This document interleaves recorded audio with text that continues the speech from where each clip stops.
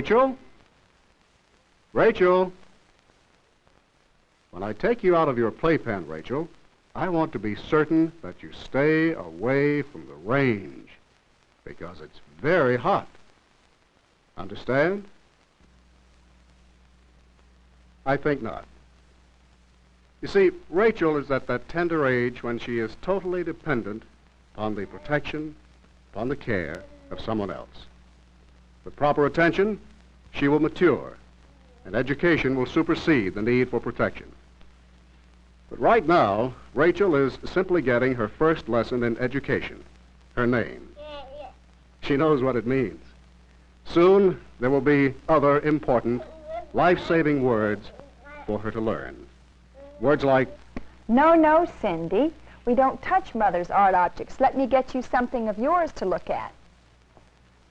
Linda and Charles Robb, daughter and son-in-law of the late President Lyndon Johnson, are examples of concerned parents.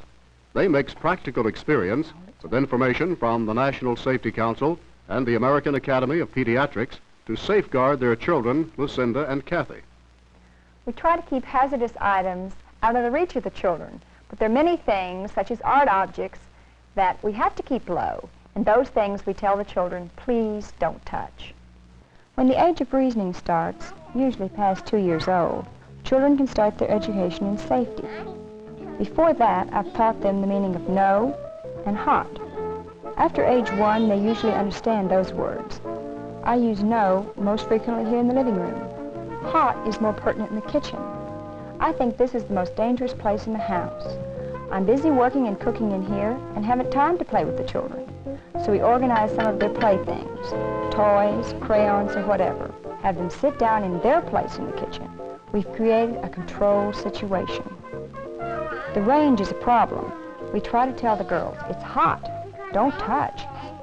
In the kitchen, we check to make sure there are never dangling or defective cords about the kitchen equipment. The National Safety Council recommends that skillets and the like be put on back burners. Tablecloths shouldn't hang within reach. They say it's always best to keep dangerous products out of reach. We keep our dangerous household chemicals in a locked cabinet. We also keep our knives out of reach in a special rack which requires adult thought to remove the knives. Of course, there is the risk that children will pull chairs up to the range.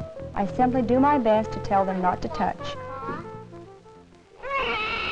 An infant is utterly dependent on his parents for everything he needs: love, food, shelter, and protection. The overwhelming majority of parents fulfill these responsibilities. Accident prevention is the most tragic exception. Phil Dykstra of the National Safety Council suggests ways parents can make sure infants are as safe as they should be with Protection Plus. There is no totally foolproof way of protecting young children from accidental injuries in the home, but it is possible to minimize the chance of such injuries by eliminating potential hazards. Giving children this extra margin of safety is what we call Protection Plus. For example, Protection Plus means covering electrical outlets so that children can't insert hairpins or other sharp objects into those openings and shock or burn themselves. It also means storing matches and cigarette lighters out of sight and out of reach of children. Gravity always seems to be tugging at the seat of a toddler's pants. Minor bumps and bruises are all part of his education. But as soon as he starts to climb, teach him the dangers that are involved. Keep the crib sides up. Never leave infants alone on beds or chairs. Install gates at the top and the bottom of stairways until the child has learned to negotiate the stairs in a safe manner. Ever notice how kids love to explore the house both with their hands and their mouths? Keep all poisonous products out of reach of tiny hands. Use only non-toxic paint on cribs, toys, and any other objects that children chew on. Be especially careful with safety pins. They are a common cause of infant injuries. Have a definite storage place for toys, and teach your children early to keep their toys in that place. Keep stairs and floors clear of tripping hazards. Make sure that all throw rugs have a non-skid backing. Protection Plus also means educating the child not to run in the house. He should be taught word association, such as the hot, which Mrs. Robb described. This helps your children respect your warnings. Remember, your kids will always be kids, but they'll grow up safely if you help them with Protection Plus. One way of protecting our girls is latching our doors. We have latches which are high enough so only Chuck and I can reach them. Aesthetically, the latches leave something to be desired, but it means that I can keep certain rooms closed off without worry. The downstairs is a relaxation and recreation area. Once when our girls were much younger, we had people over for dinner, and Lucinda managed to turn on a range. Because we never used it, we forgot it was a working range. We had left a wooden bucket on top. Fortunately, it didn't catch fire. The smell was something else. We immediately removed the knobs, and now if we want to turn this range on, we have to locate the knobs. Another dangerous area is the laundry area. Here again, we try to keep the dangerous objects high. The iron is kept out of reach and unplugged except when in use. We usually iron when the children are asleep or in school, and not here to touch and explore. The TV set rests on a platform well beyond the reach of curious hands. With the television raised, we don't have to worry about the girls pulling at the knobs or exploring the back of the set. In the children's room, I try to keep toys down at a play level so the children don't pull toys down on themselves. When the children were under 1 year old, we gave them squeak toys, sturdy, non-flammable rattles, washable stuffed dolls with embroidered eyes, colored balls, cups, or smooth, non-breakable objects to chew on. At age 1 or 2, we handed them rubber or washable squeak toys and soft stuffed dolls or animals. They started playing with blocks with rounded corners and push and pull toys with strings or rounded handles. Later, at the explorative age, 2 to 3, the girls had wooden animals, cars and wagons to push around, tip-proof kiddie cars and tricycles, large crayons, low rocking horses, and simple musical instruments.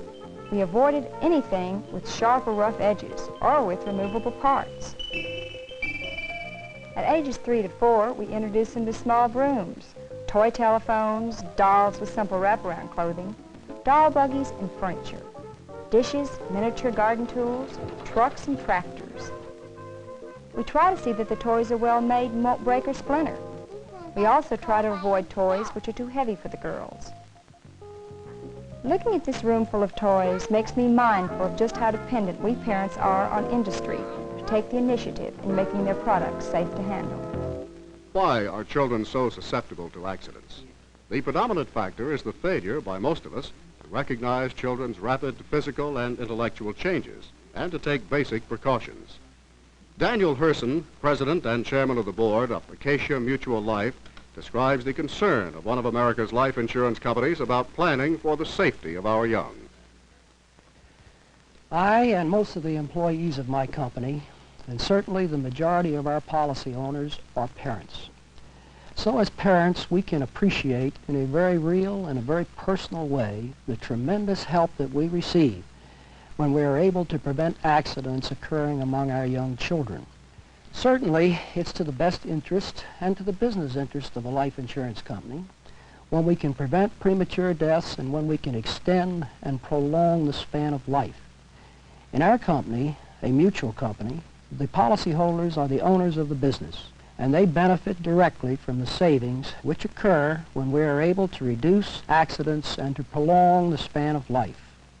But our real concern arises from a basic need for the dissemination of much more public information on the prevention of accidents among our young children. The Robs, as young parents, are certainly an inspiration and remind me of when my boys were growing up. The American free enterprise system is today more tuned than ever to its social responsibilities. And certainly the prevention of accidents to our young is a part of that responsibility. My company's view is the same concern that those of us who are parents have, the safety and welfare of our own children. The physician is also concerned about eliminating senseless infant accidents. Physicians are taking an active interest in community accident prevention and education, working with women's clubs and many other community organizations. All this activity and concern, for what? Well, that Rachel might grow stronger and more independent, that she and the millions of other infants will grow older and rely more on their own education instead of constant adult protection. Robert Louis Stevenson said that youth is wholly experimental. He was right. There's an entire world waiting for young people to explore. Let's have the wisdom to anticipate our children's wants by removing potential hazards. We can provide the climate for them to mature in safety, free from fear of senseless oversight.